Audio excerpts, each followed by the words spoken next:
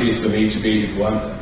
You know, every time that I come to Rwanda, I cannot but just be amazed about the kind of leadership, the visionary leadership, the passion, the commitment, the transformation that is going on in this country. And for those of you that are here, distinguished ladies and gentlemen, when you came into Rwanda yesterday or this morning, I'm sure you saw how spotless this Kigali city is. And it's just an indication of the economic growth transformation that is going on. So I want to congratulate you for the remarkable development going on in this country. I'll share with you about transforming Nigeria's agriculture. And this is very important for us. First, let me say that Africa, as the president of EMRC just mentioned, is where things are happening today. The 10 of the fastest growing economies in the world, they're not in Asia, they're not in Latin America, they are actually in Africa. Nigeria happens to be the 4th fastest growing economy in the world. And today Nigeria is number 1 in terms of foreign direct investment in Africa. So the point I'm trying to make here is that this is really Africa's time. And there's no doubt in my mind that those days of the past where we simply were dependent on oil, for example, they are gone. I mean, ask yourself, look around today. For us in Nigeria, we're a big country in terms of oil. But nobody drinks oil. If I may ask you this morning, how many of you had oil when you were coming here? And nobody smokes gas. Everybody eats food. And that is the reality. In Nigeria, we have found out that, in fact, the performance of the oil sector continues to go down in terms of people have found shale oil and shale gas, and therefore we know that there's a lot of global instability with regard to demand for oil. But agriculture is there. And if you look at it, agriculture in our country accounts for 75% of the non-oil exports of the country. That's where the action really is today. Now let us look at the potential. What is the potential of agriculture in Nigeria? Nigeria has about 87 million hectares of land, arable land. No more than 40% of that is actually cultivated. If you look at it in terms of optimal utilization of new technologies, whether it's seed, fertilizers, mechanization, no more than 10% of it is actually utilized. If you look at it in terms of water, we don't have a problem with water. We have 279 billion cubic meters of water. 2 of the largest rivers in Africa are in Nigeria.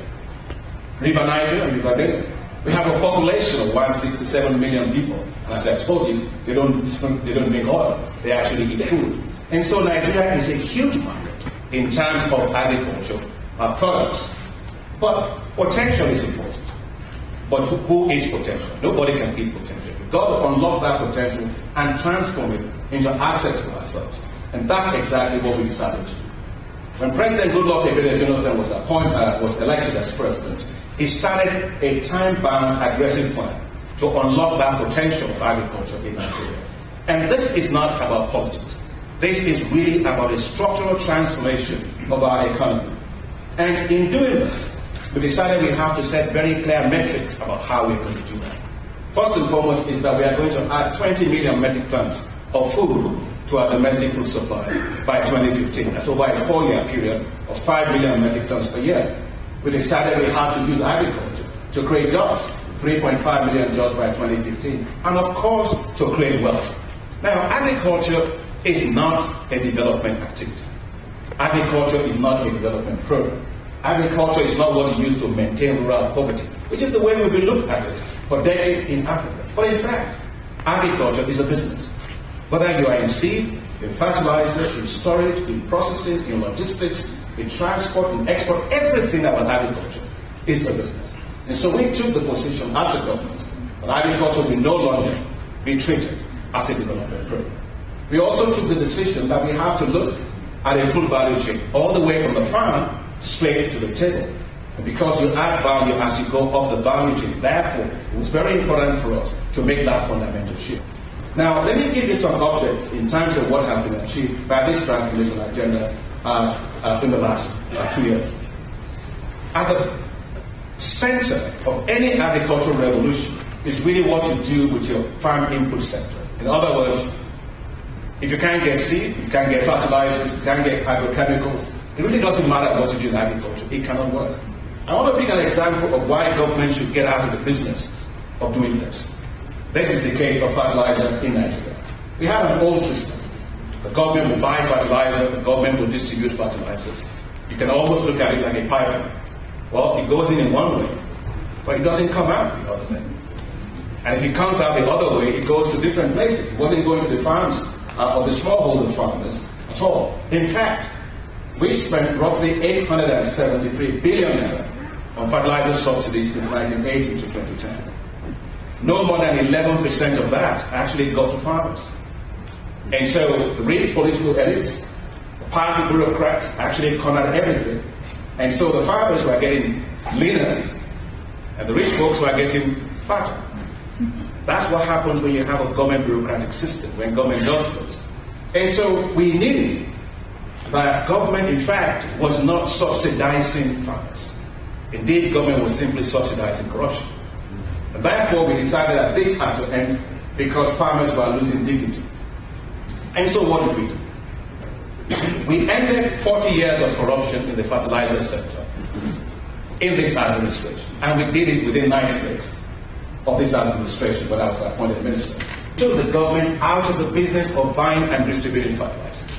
You all in each of your areas, you can go, you will find Pepsi Cola, you will find Fanta, you will find Coke everywhere that you go. But does the government buy it? Government doesn't buy it, and it's there. And therefore, we took the government out of the business of procuring and distributing fertilizers in season. Second is that the private sector have to develop their value chains, their own supply chains, to reach the farmers directly, and not truncate their value chains to supply to the ministry. I said as a minister, I will never sign a single contract for fertilizer in Nigeria, for seed or for fertilizer. And I will never sign one until my time as minister is over, because that's not the job of government. That is the job of private sectors to supply those things directly to farmers. And then we moved into cell phones. We developed what is called an electronic wallet system that allows our farmers to receive seeds and fertilizers via electronic coupons on their mobile phones. And it worked. Nigeria is the first in Africa to develop an electronic wallet system for reaching farmers with seeds and fertilizers. In fact, I must let you know that we are the first in the world to do that. Today, India, China, Brazil are looking at Nigeria to look at that technology, and several other African countries are doing that. Because the problem of fertilizer corruption is a universal problem of elite capture of what belongs to the poor. And so this is the way in which we believe that many African countries have to go. What did that do for us? In our first year, we were able to reach 1.5 million farmers directly with seeds and fertilizers without government, buying it from the seed companies and the fertilizer companies.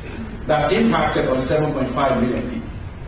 This year already, and we are still ways to go in the season, and we still have a dry season to do, we've already reached 3.5 million farmers via the electronic wallet system, impacting on 17 million people. Finally, there's the fact that government alone cannot do it. What we are doing in Nigeria today is what I call government-enabled private sector-led transformation. In other words, the role of government is to provide critical public goods, whether it's research, whether it's extension, whether it's infrastructure, whether it's market information or support for finance. But it is the private sector that is the engine of growth, and therefore we have to unlock the potential of that private sector in agriculture. So those are the things that are guiding every single thing that we are doing and that we are sharing with you today.